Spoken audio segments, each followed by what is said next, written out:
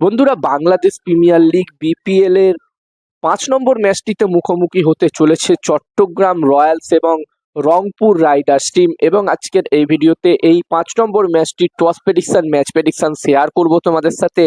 তোমরা ভিডিওটাকে স্কিপ করো না, কারণ ভিডিওটা একদমই ছোট্ট একটি ভিডিও হবে। ভিডিওটা দেখো, ভালো লাগলে অবশ্যই লাইক করো আর অবশ্যই ভিডিওটাকে একটা শেয়ার করে দিও।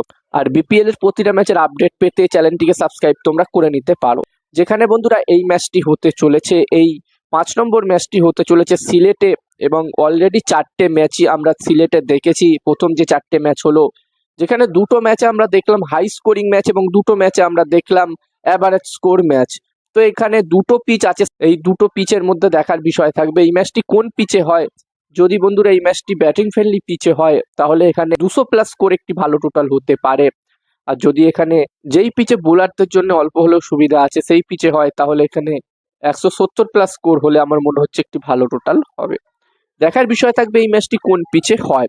আর যেখানে বন্ধুরা রংপুর রাইডার্স, এটা তাদের প্রথম ম্যাচ খেলতে চলেছে, অন্যদিক চট্টগ্রাম রয়্যালস টিম এটা তাদের দ্বিতীয় ম্যাচ খেলতে চলেছে। তারা তাদের প্রথম ম্যাচটিতে জয়লাভ করেছিল নোয়াখালী এক্সপ্রেস টিমের বিরুদ্ধে বড় ব্যবধানে, 65 রানের বড় ব্যবধানে ম্যাচটা তারা জিতেছিল। তো এখানে চট্টগ্রাম রয়্যালস টিম কিন্তু অবশ্যই চাইবে এই ম্যাচটিতেও জিতে ব্যাক টু ব্যাক দুটো ম্যাচে জয়লাভ করতে। অন্যদিকে বন্ধুরা রংপুর রাইডার্স টিমের কথা বললে, এই টিমটিতে খুবই ভালো ভালো প্লেয়ার্স আছে, মানে বলা যেতে পারে খুবই শক্তিশালী টিম রংপুর রাইডার্স।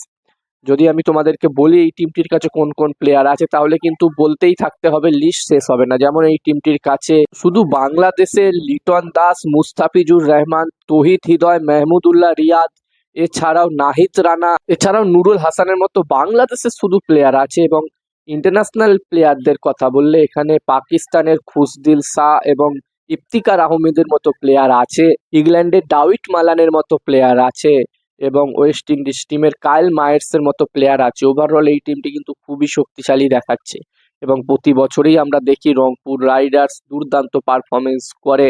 আশা করব এই বছরেও তারা ভালো ক্রিকেট খেলবে, ভালো পারফরমেন্স করবে। আর এই ম্যাচটির জন্য এই দুটি টিমের মধ্যে যদি আমি প্রেডিকশন শেয়ার করি তোমাদের সাথে, তো আমার যেটা মনে হচ্ছে, ম্যাচটির প্রেডিকশন বলার আগে আমি তোমাদেরকে যেটা আমার মনে হচ্ছে বন্ধুরা, এই ম্যাচটিতে ৫ নম্বর ম্যাচটিতে এখানে টস জিততে পারে চট্টগ্রাম রয়্যালস, ম্যাচটি জিততে পারে রংপুর রাইডার্স। আমার প্রেডিকশন রইল টস জিতবে চট্টগ্রাম রয়্যালস, ম্যাচটি জিতবে রংপুর রাইডার্স। এবারে দেখার বিষয় থাকবে কি হয়।